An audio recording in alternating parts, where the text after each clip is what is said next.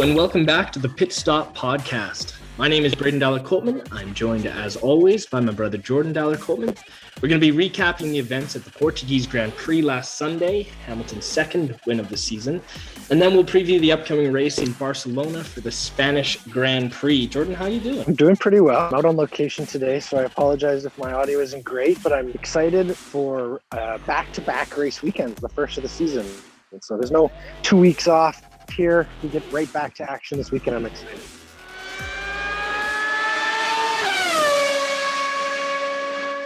All right, let's get right into it. Portuguese Grand Prix, I got to say, I was kind of bored. I don't know about you. I was just a bit bored. Nothing really happened that was all too exciting, you know? I'm not hoping that cars get into accidents, but I love a little bit of competition when it comes, you know, to the race itself. What were your thoughts?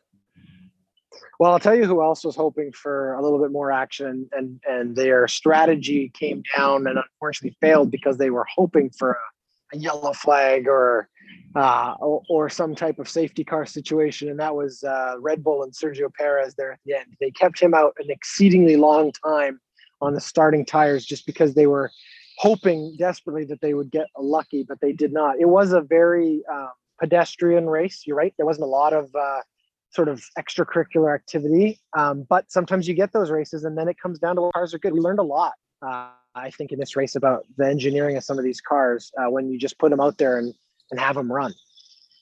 Yeah, that's right. Well, Sergio Perez finishes fourth. So he didn't completely fall out of the pack, but he was in pole position for a good long time there.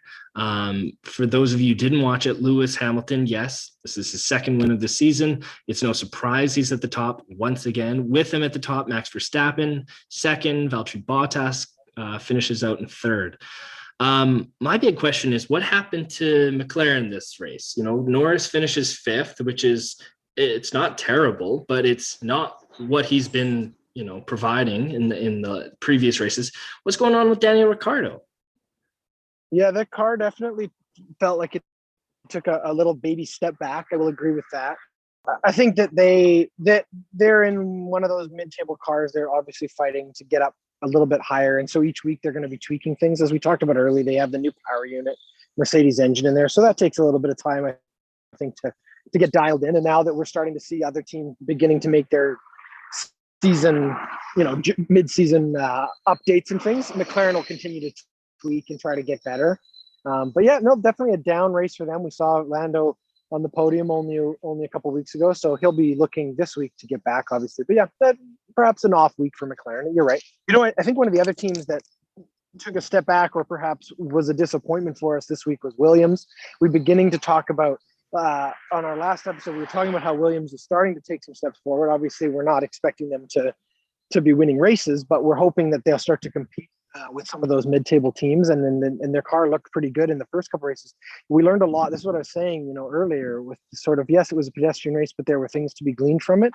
Williams' car cannot drive in turbulent air. They are struggling whenever they get behind another car. And that's a difficult thing for a vehicle that has to be able to overtake because they're not going to be qualifying high enough to get out in front. So they have to figure that out, whether it's an intake problem or it's just their own internal cooling issues. Apparently, every single time Russell had traffic, he found the car almost undrivable, and that was forcing them to just not be as aggressive as obviously he would like to be.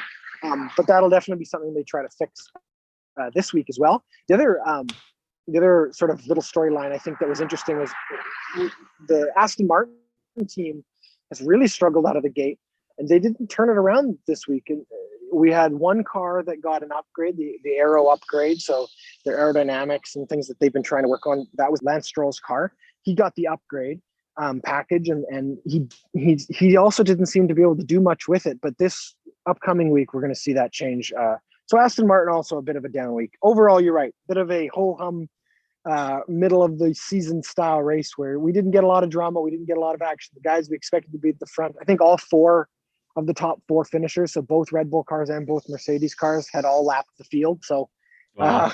It didn't look like a very long race either, whether it was like 63 laps or so, 62 laps or something 66, like that. Yeah. Oh, okay. 66. Yeah. Well, I mean, you're going to have some of those races, right? where Hamilton just pulls away and wins again and again and again.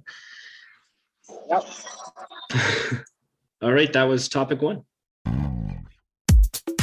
This episode of the Pit Stop Podcast is brought to you by Roma Pizza and Donair.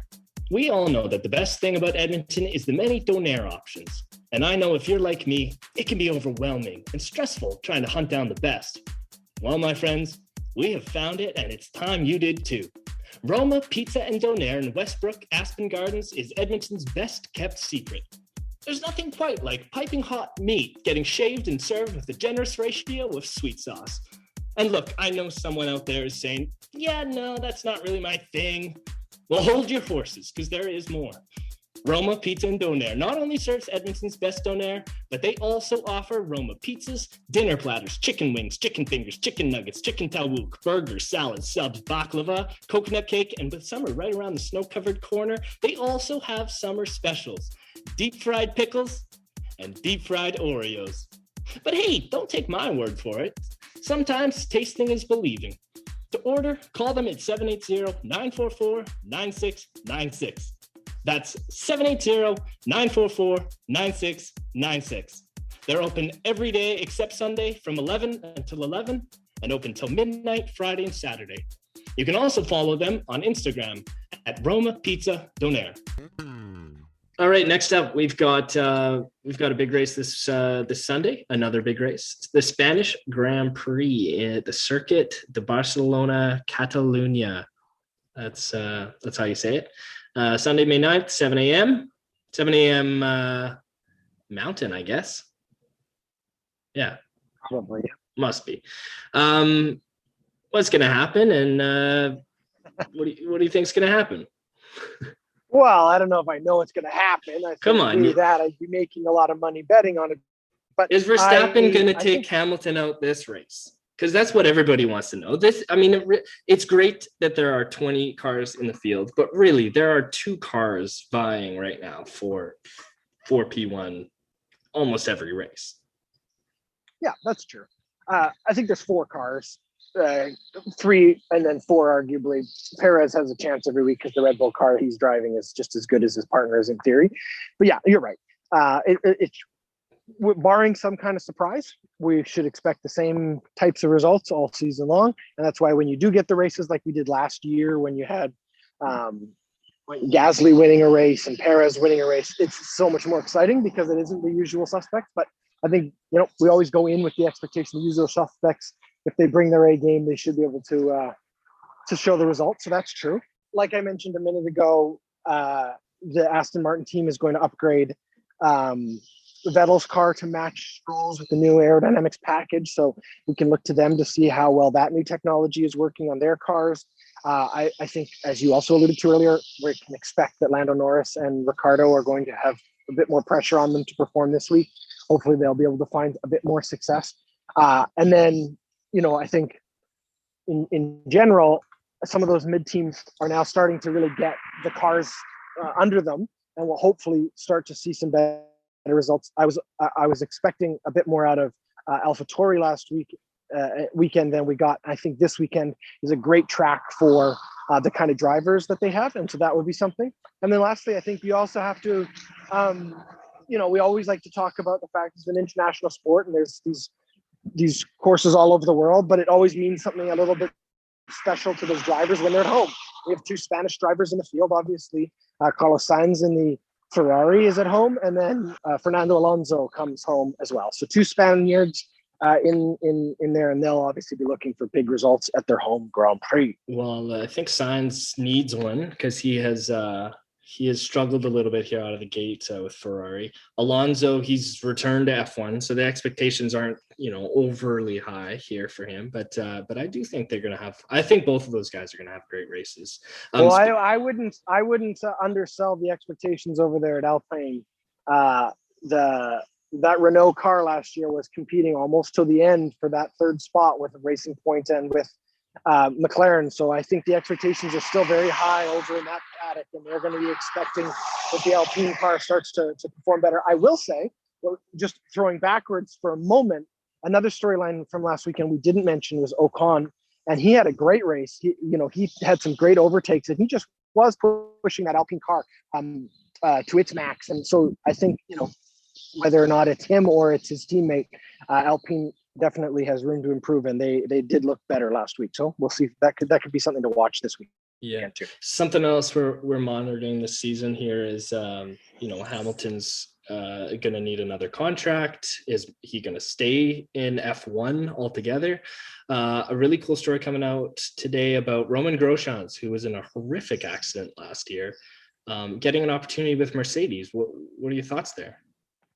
Wow, it's less of an opportunity, I think, more a courtexy. So this is a swan song. It is. I think, as Toto Wolff said. So just sort of to contextualize, yes, had the big accident last year. It was in the second to last race, so obviously did not race again last year after serious injuries to his hands, burns to his hands and feet. But he's cleared and healthy. He's actually been driving for IndyCar in America recently, behind a wheel already, which is pretty impressive considering everything. But no, Roman Grosjean will get a chance to drive in one of the practice runs this weekend for Mercedes. And as Toto Wolff said, a guy who is a veteran of the sport, for an F1, an F1 driver who has put many laps on many cars, and Toto just wanted to offer him one opportunity to finish his career by being behind the wheel of a championship quality car. And it was sort of a courtesy and a compliment more than anything. I think long-term future of Mercedes is not Roman Grosjean by any stretch, but it will definitely be an emotional and definitely a touching thing to see on Friday, when they send out that car for its practice laps, and Roman Grosjean is back behind the wheel of an F1 car one last time potentially. And is this common? Like, do drivers get opportunities to test these vehicles, on the regular when they come to qualifying, or was this kind of a special case here for Roman? Well, it's often used to test newer and younger drivers. So obviously Mick Schumacher last season ran some practice laps for AlphaTauri prior to being signed with Haas. And then Fernando Alonso last season came out and was driving around in the Renault again prior to officially signing with what would become Alpine. But yeah, it is common in some ways. They do often want to get newer or different drivers in there. Most teams have practice drivers on their roster, right, spare drivers on their roster. So those are the kind of guys who get out there and they test different upgrades and they test different track conditions and things for the engineers to have that data. Because you don't want to be logging too many miles on or kilometers, I should say, it's F1. Too many kilometers on your principal drivers or your two actual drivers, just because it's also wear and tear on them. But yeah, so sometimes it happens, and it'll be a bit more ceremonial than anything else. I mean, he's still going to put that car through its paces. There's no kidding about that. This isn't a leisurely trip around memory lane. He's gonna work that car a little bit, but no results will come from it. All right. Well, that's a preview. Again, the race in Barcelona is this weekend, 7 a.m. Mountain Standard Time. Set your PVRs because that's an early one. Unless you're an early morning riser and you love watching F1 on Sunday morning, it's there ready for you. Thank you, Jordan. Thanks again, everybody, for listening. A reminder, you can follow us on Twitter and Instagram at HatTrick Sports. You can also tune in to listen to our featured podcast, HatTrick Sports, anywhere you stream your podcasts. Until next time, this has been the Pit Stop Podcast.